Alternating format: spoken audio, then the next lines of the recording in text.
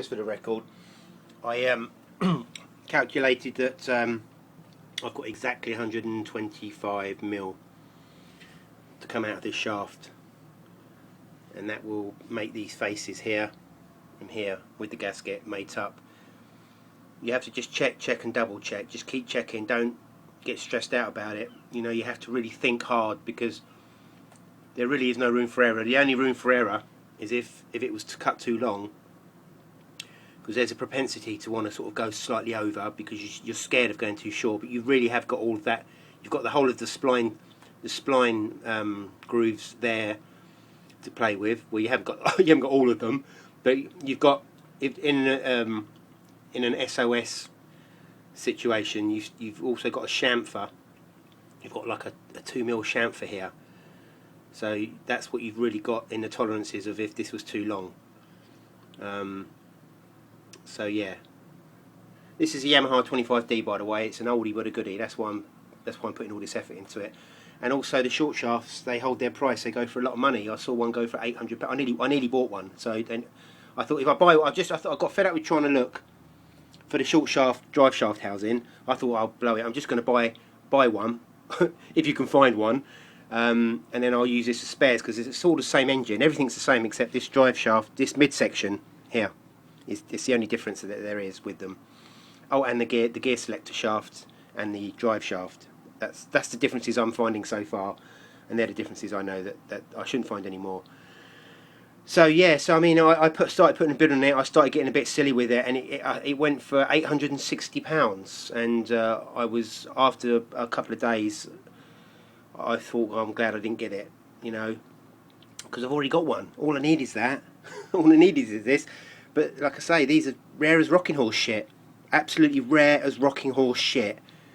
I remember I did ring a guy up once at a Boat Breakers, because I really did read. I'm really good at finding stuff, and I really put my heart into this, because this was long shaft. It wasn't going on my rib properly. It was okay for my hard bottom boat, my first boat, but for my Zodiac rib, it was too long. So I had to. I built a sort of like a block of wood on the back and bolted it on, and then I had a ratchet strap to stop the engine from pulling the transom off. It was a real pain in the arse, and I thought, all I want is a short shaft with the same power as this, you know, and economy, and actually reliability if you look after them. And I rang around, and I rang around, and I rang around, and I found one guy. He says, I can get you one. He says, but it's going to cost you 3 times as much as you pay for your long shaft. And at the time, I thought, at the time, this was 3 years ago, I thought, I'll just find another one then. I said, cheers, mate. And he'd sold that, and I never basically ever found one again. And I actually found this purely by, I've got to tell you the story now. Basically, a guy was selling this on eBay as a long shaft. This section here, okay? Forget the gearbox down here. It's this section here. And anyway, I saw it. I thought, no, there's loads of long shafts. I've got one for sale on there. And I just skirted past it, and then because I've looked so hard, I thought, hang on a minute, there's something not right about that picture. So I went back, and I noticed it didn't have the extension piece, which is actually an integral part of the drive shaft housing. And I thought, no, surely not. I'm going to try and keep this short if I can. I thought, surely not. That's not a short shaft. It can't be. And I kept going back, and he had an exploded picture of this end here, and I kept comparing mine. I kept comparing, and I thought, you know what? I think that's actually a short shaft.